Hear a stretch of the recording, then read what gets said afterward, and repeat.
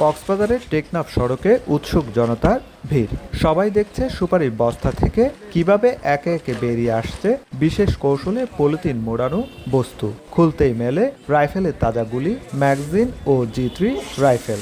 Police জানায় টেকনাফ কেন্দ্রিক অবৈধ অস্ত্র ও গুলি বেচাকেনায় জড়িত সংঘবদ্ধ একটি চক্র সক্রিয় থাকার ব্যাপারে পুলিশের কাছে সংবাদ ছিল, তাই নজরদারি বাড়ায় পুলিশ। পরে 72 ঘন্টার সাঁড়াশি অভিযানের এক পর্যায়ে সোমবার সকালে টেকনাফ পৌরসভার ঝর্ণা চত্বর সংলগ্ন আলকরম মসজিদের সামনে পুলিশ একটি অস্থায়ী তল্লাশি চৌকি স্থাপন করে। সন্দেহজনক একটি মিনি ট্রাককে থামাতে বলেন পুলিশ সদস্যরা। এ সময় গাড়িতে থাকা দুই ব্যক্তি কৌশলে পালানোর চেষ্টা চালায়। পরে ধাওয়া দিয়ে একজনকে আটক করা হয়। এ সময় গাড়িতে তল্লাশি চালিয়ে সুপারির বস্তার ভেতরে বিশেষ কৌশলে পলিথিন মুড়িয়ে লুকানো অবস্থায় পাওয়া যায় বিদেশি একটি G3 রাইফেল, 50টি গুলি ও 2টি ম্যাগাজিন।